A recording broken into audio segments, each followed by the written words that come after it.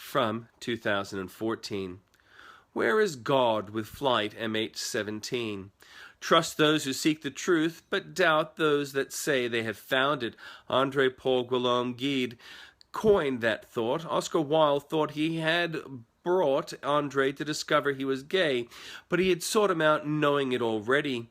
A writer who realized the Soviet Union was bad in 1936 after he sailed there, but supported the socialist values by leaning. During the 1930s, he briefly became a communist, or more precisely, a fellow traveler. He never formally joined the Communist Party. As a distinguished writer sympathizing with the cause of communism, he was invited to tour the Soviet Union as a guest of the Soviet Union of Writers. The tour disillusioned him, and he subsequently became quite critical of Soviet communism. This criticism of communism caused him to lose socialist friends, especially when he made a clean break with it in Retour de L'U.R.S.S. in 1936. He was also a contributor to the God That Failed.My faith in communism is like faith in religion. It is a promise of salvation for mankind. If I have to lay my life down that it may succeed, I would do so without hesitation. André Gide, The God That Failed. And after his visit to the Soviet Union, it is impermissible under any circumstances for morals to sink as low as communism has done. No one can begin to imagine the tragedy of humanity, of morality, of religion, and of freedoms in the land of communism, where man has been debased beyond belief. André Gide, quoted in Culture, Civilization, and Humanity Wikipedia. Communism failed and spawned Russia and the Ukraine.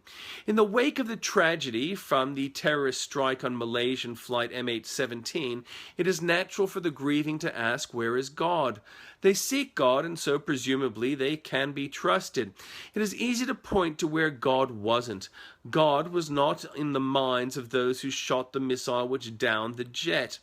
They were too busy following orders, prosecuting an agenda which might have been related to wishing to shoot down a Ukrainian Antonov or Putin, depending on allegiance.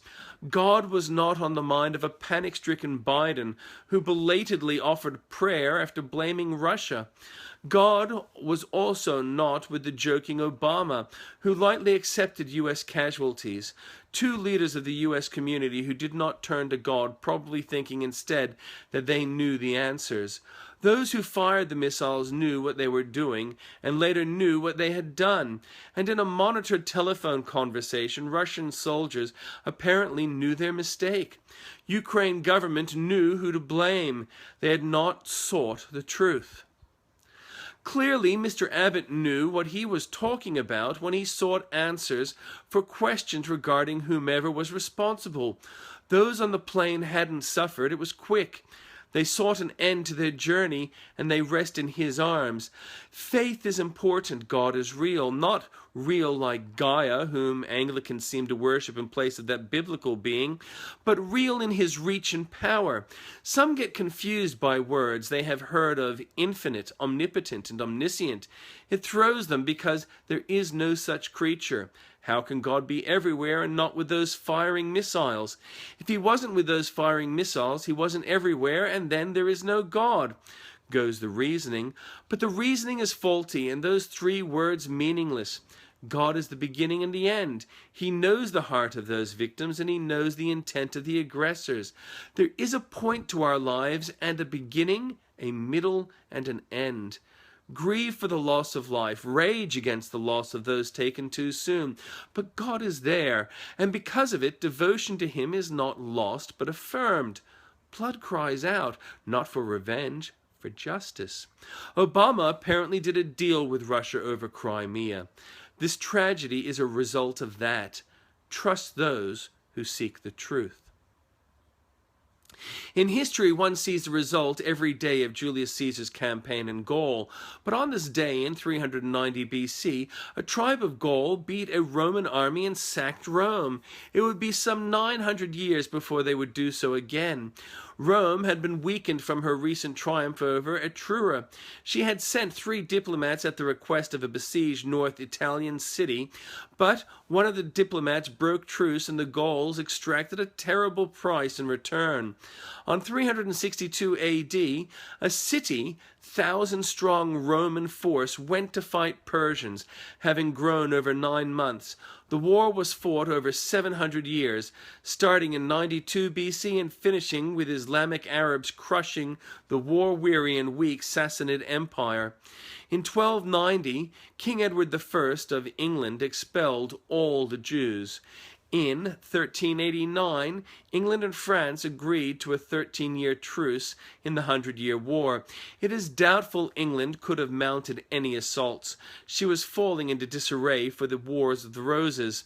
Blood cries out, and on this day, in 1863, the 54th Massachusetts Volunteer Infantry, comprised mainly of African Americans, made a failed charge. 1870, the Pope asserted his infallibility.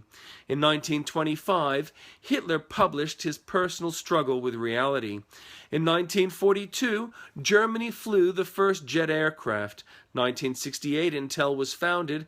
1969, Ed Kennedy killed his career and a woman at Chappaquiddick.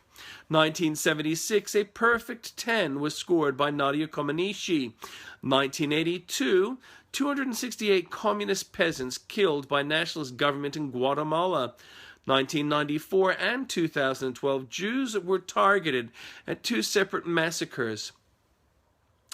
2013, Obama made an election promise regarding Detroit, but broke it on this day. Birthdays notable for W.G. Grace, 1848, Nelson Mandela, 1918, and Dennis Lilly, 1949. We lost Caravaggio in 1610, John Paul Jones in 1792, and Jane Austen in 1817. That's it for today, and I'm not seeing anybody at the moment, so if you come by this video at a later date and you like it, like it! Also, feel free to comment and share. Spread the love. Be well.